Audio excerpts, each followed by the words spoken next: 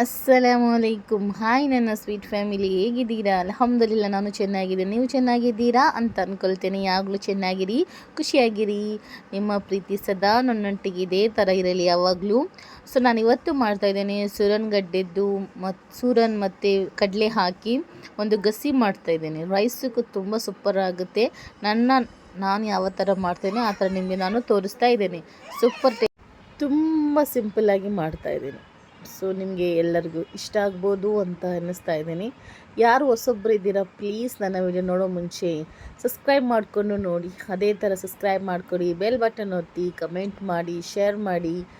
ನನ್ನ ರೆಸಿಪಿ ಇಷ್ಟ ಆದರೆ ಒಂದು ಸರ್ತಿ ಮನೆಯಲ್ಲಿ ಮಾಡಿ ಮತ್ತು ಕಮೆಂಟ್ ಮಾಡಿ ತಿಳಿಸಿ ಯಾವ ಥರ ಇತ್ತು ಅಂತ.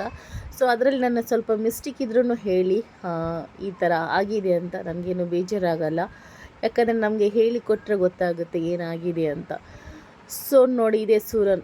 ಅದನ್ನು ನಾನು ಒಳ್ಳೆಯಿಂದ ಕಟ್ ಮಾಡಿ ತೊಳೆದು ಈ ಥರ ಒಂದು ಪಾತ್ರೆಯಲ್ಲಿ ಹಾಕಿದ್ದೇನೆ ನೀರು ಹೋಗಲಿಕ್ಕೆ. ಪೀಸ್ ನೀವು ಚಿಕ್ಕ ಚಿಕ್ಕ ಪೀಸ್ ಮಾಡಿ, ತುಂಬ ದೊಡ್ಡ ಪೀಸ್ ಮಾಡಬೇಡಿ. ನೋಡ್ತಾ ಇದ್ದೀರಲ್ವ, ಇಷ್ಟಿಷ್ಟು ಪೀಸ್ ಮಾಡಿದ್ದೇನೆ. ಸೊ ಇದು ನಾನು ಕಡಲೆ ಓವರ್ ನೈಟ್ ನೆನೆಸಿಟ್ಟಿದ್ದೆ. ಅದನ್ನು ಸಹ ಒಟ್ಟಿಗೆ ಮಿಕ್ಸ್ ಮಾಡಿ ಕುಕ್ಕರ್ನಲ್ಲಿ ಇಡ್ತಾ ಇದ್ದೇನೆ. ಸೊ ನೀವು ಬೇಕಾದರೆ ಬೇರೆ ಬೇಕಾದರೆ ಇಡ್ಬೋದು. ನಾನು ಒಟ್ಟಿಗೆ ಇಡ್ತಾ ಇದ್ದೇನೆ.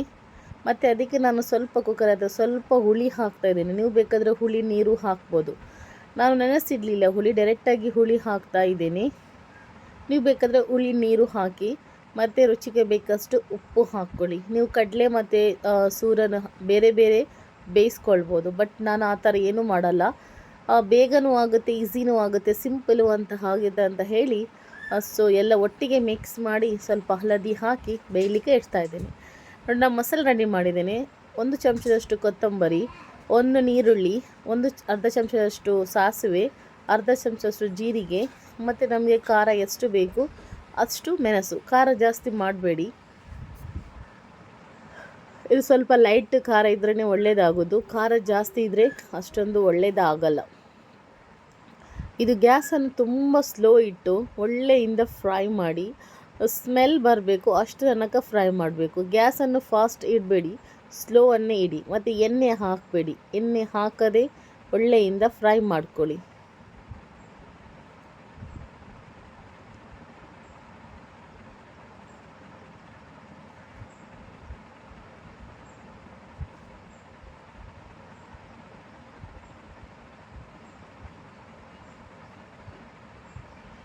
ನೋಡಿ, ಅದಕ್ಕೆ ನಾನು ತೆಂಗಿನಕಾಯಿಗೆ ಮಿಕ್ಸ್ ಮಾಡ್ತಿದ್ದೀನಿ. ತೆಂಗಿನಕಾಯಿ ಫ್ರೈ ಮಾಡಲಿಕ್ಕೆ ಇಲ್ಲ, ಅಷ್ಟೇ ಮಸಾಲ ಫ್ರೈ ಮಾಡಿ ತೆಂಗಿನಕಾಯಿಗೆ ಒಟ್ಟಿಗೆ ಹಾಕಿ ರುಬ್ತಾ ಇದ್ದೇನೆ ನಾನು ಮಿಕ್ಸರಲ್ಲಿ. ಸಣ್ಣಾಗಿ ರುಬ್ಕೊಳ್ಬೇಡಿ, ಒಂದು ಮೀಡಿಯಮ್. ನೋಡಿ, ನಾನು ನಿಮಗೆ ತೋರಿಸ್ತೇನೆ. ನೋಡಿ, ಇಷ್ಟು ರುಬ್ಬಿದರೆ ಸಾಕು. ತುಂಬ ಸಣ್ಣಾಗಿ ಅಲ್ಲ, ತುಂಬ ಗಸಗಸೆಯಾಗಿ ಅಲ್ಲ. ನೋಡಿ, ಕಡಲೆ ಮತ್ತು ಸೂರನ್ಗಡ್ಡೆ ಬೆಂದಿದೆ. ಸೊ ನಾನು ಬೇರೆ ಪಾತ್ರೆಗೆ ಟ್ರಾನ್ಸ್ಫರ್ ಮಾಡ್ತಾ ಇದ್ದೀನಿ. ನಿಮ್ಮ ಕುಕ್ಕರಲ್ಲಿ ಎಷ್ಟು ಸಿಟಿ ಆಗುತ್ತೆ ನೋಡಿ. ನನ್ನ ಕುಕ್ಕರ್ನಲ್ಲಿ 2 ಕುಕ್ಕರ್ನಲ್ಲಿ ಬೆಂದಿತ್ತು. ಸೊ ನಿಮ್ಮ ಕುಕ್ಕರ್ನಲ್ಲಿ ಎಷ್ಟು ಬೆಂದಿದೆ ನೋಡಿ. ಸೊ ಆಮೇಲೆ ಬೇರೆ ಪಾತ್ರೆಗೆ ಟ್ರಾನ್ಸ್ಫರ್ ಮಾಡ್ಕೊಳ್ಳಿ. ತುಂಬ ಬಿಸಿ ಇದೆ, ತೋರಿಸ್ಲಿಕ್ಕೆ ಆಗ್ತಾ ಇಲ್ಲ. ಸೊ ಹಾಗೆ ಪರ್ಫೆಕ್ಟಾಗಿ ಬೆಂದಿದೆ. ನಾನೆಲ್ಲ ಮಿಕ್ಸ್ ಮಾಡಿದ್ದೇನೆ. ನೀರು ಜಾಸ್ತಿ, ಸ್ವಲ್ಪ ನೀರು ಜಾಸ್ತಿ ಆಯಿತು. ನಾನು ನೀರನ್ನು ತೆಗೆದು ಸೈಡಲ್ಲಿ ಇಟ್ಟಿದ್ದೇನೆ ಬದಿಯಲ್ಲಿ, ಬೇಕಾದರೆ ಹಾಕ್ಕೊಳ್ಬೋದು ಅಂತ.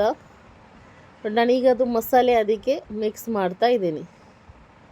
ತುಂಬ ಈಸಿ ಉಂಟು, ತುಂಬ ಒಳ್ಳೆಯದಾಗುತ್ತೆ. ಒಂದು ಸರ್ತಿ ಟ್ರೈ ಮಾಡಿ. ಸಿಂಪಲಾಗಿ ಒಂದು ಸೂರನ್ಗಡ್ಡೆ ಮತ್ತು ಕಡಲೆದು ಒಂದು ಗಸಿ ಮಾಡ್ತಾ ಇರೋದು ನಾನು. ನಾನ್ ವೆಜ್ ಯಾರು ತಿನ್ನಲ್ಲ, ವೆಜ್ ಅವರಿಗೆ ತುಂಬಾ ಇಷ್ಟ ಆಗ್ಬೋದು.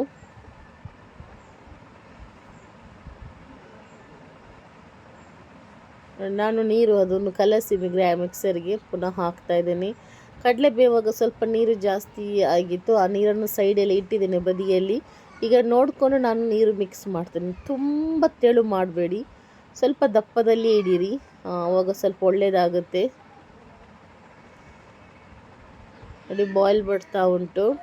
ಈ ಟೈಮಲ್ಲಿ ನಾನು ಸ್ವಲ್ಪ ಬೆಲ್ಲ ಹಾಕ್ತಾ ಇದ್ದೀನಿ. ಬೇಕಾದರೆ ಹಾಕಿ, ಇಲ್ಲಾದರೆ ಸ್ಕಿಪ್ ಮಾಡ್ಬೋದು. ಸ್ವಲ್ಪ ಬೆಲ್ಲ ಹಾಕಿ. ನಾನು ನೋಡ್ತಾ ಇದ್ದೀರಲ್ಲ ಎಷ್ಟು ಹಾಕಿದೆ ಅಂತ. ಜಾಸ್ತಿ ಹಾಕಬೇಡಿ ಬೆಲ್ಲ, ಸ್ವಲ್ಪ ಬೆಲ್ಲ ಹಾಕಿದರೆ ಸಾಕು. ನೋಡಿ, ಮತ್ತೊಂದು ಫ್ರೈ ಪ್ಯಾನಿಗೆ ನಾನು ಮಸಾಲ ಫ್ರೈ ಮಾಡಿದೆ ನೋಡಿ, ಅದಕ್ಕೆ ನಾನು ಸ್ವಲ್ಪ ಎಣ್ಣೆ ಹಾಕ್ತಾ ಇದ್ದೇನೆ. ಎಣ್ಣೆ ಹಾಕಿ ಬಿಸಿಯಾಗಿ ಬರ್ತಾ ಇರುವಾಗ ಒಂದು ಅರ್ಧ ಚಮಚದಷ್ಟು ಸಾಸಿವೆ ಹಾಕಿದ್ದೇನೆ ಒಗ್ಗರಣೆ ಕೊಡಲಿಕ್ಕೆ.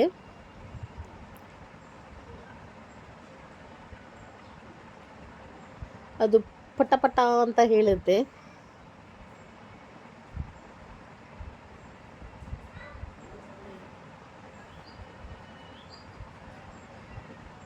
ಯಾವಾಗಲೂ ಏನು ಪದಾರ್ಥ ಮಾಡೋದು ಅಂತ ಗೊತ್ತಾಗಲ್ಲ.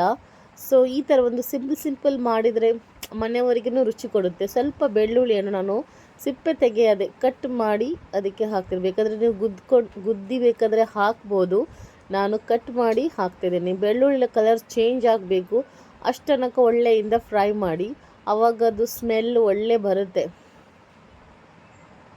ದಿನಾಲು ಎದ್ದು ನಾವು ಯೋಚನೆ ಮಾಡೋದು ಏನು ಮಾಡೋದು ಅಂತ ಪದಾರ್ಥ ಲೇಡೀಸಿಗೆ. ಮತ್ತು ನಾನು ಹಾಕ್ತಿದ್ದೀನಿ ಕರಿಬೇವು ಸೊಪ್ಪು. ಜೆಂಟ್ಸಿಗೆ ಆದರೆ ಪರವಾಗಿಲ್ಲ, ನಮಗೆ ಆ ಥರ ಅಲ್ಲಲ್ವ. ಸೊ ಬೆಳಗ್ಗೆ ಎದ್ದು ಬ್ರೇಕ್ಫಾಸ್ಟ್ ಎಂತ ಮಾಡೋದು, ಪದಾರ್ಥ ಎಂತ ಮಾಡೋದು ಅಂತ ಅಲ್ವಾ. ನೋಡಿ, ಒಳ್ಳೆಯಿಂದ ಫ್ರೈ ಮಾಡಿದರೆ ಆಯಿತು. ಒಂದು ಸರ್ತಿ ಟ್ರೈ ಮಾಡಿ, ಯಾವ ಥರ ಇತ್ತು ಅಂತ ಕಮೆಂಟ್ ಮಾಡಿ ಖಂಡಿತ ತಿಳಿಸಿ. ನಿಮ್ಮ ಕಮೆಂಟ್ ಓದಲಿಕ್ಕೆ ನನಗೆ ತುಂಬಾ ಖುಷಿ ಆಗುತ್ತೆ. ಒಳ್ಳೆ ಕಮೆಂಟ್ ಹಾಕ್ತೀರಾ. ಸೊ ನನಗೆ ಒಂದು ಇದು ಬರುತ್ತೆ, ಅಂದರೆ ನಾಳೆ ವಿಡಿಯೋ ಹಾಕಬೇಕು ಅಂತ ಒಂದು ಮನಸ್ಸಾಗುತ್ತೆ. ನಿಮ್ಮ ಪ್ರೀತಿ ಸದಾ ನನ್ನೊಟ್ಟಿಗೆ ಇರಲಿ. ನನಗೆ ಸಪೋರ್ಟ್ ಮಾಡ್ತಿರುವ ಪ್ರತಿಯೊಬ್ಬರಿಗೂ ದೇವರು ಒಳ್ಳೆಯದು ಮಾಡಲಿ ಎಂದು ನಾನು ಭಾವಿಸ್ತೇನೆ.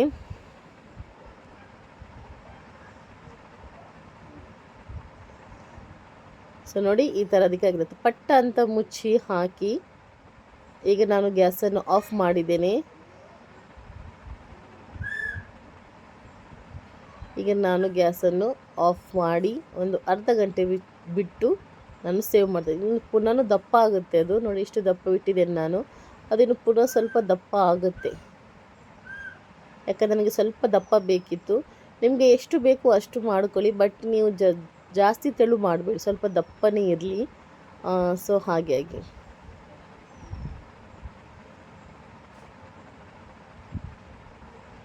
ನೋಡಿ, ಇಷ್ಟಿದ್ರೆ ಸಾಕು, ಪರ್ಫೆಕ್ಟ್ ಉಂಟು. ನಾನೀಗ ಗ್ಯಾಸನ್ನೆಲ್ಲ ಆಫ್ ಮಾಡ್ತೇನೆ. ನಾನು ನಿಮಗೆ ತೋರಿಸ್ತೇನೆ.